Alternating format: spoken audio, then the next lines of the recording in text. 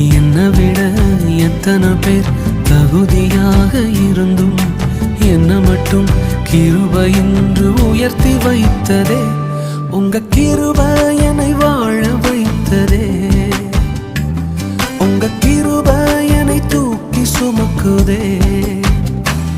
உங்க கிருபை என்னை வாழ வைத்ததே. உங்க கிருபை என்னை பாட வைத்ததே.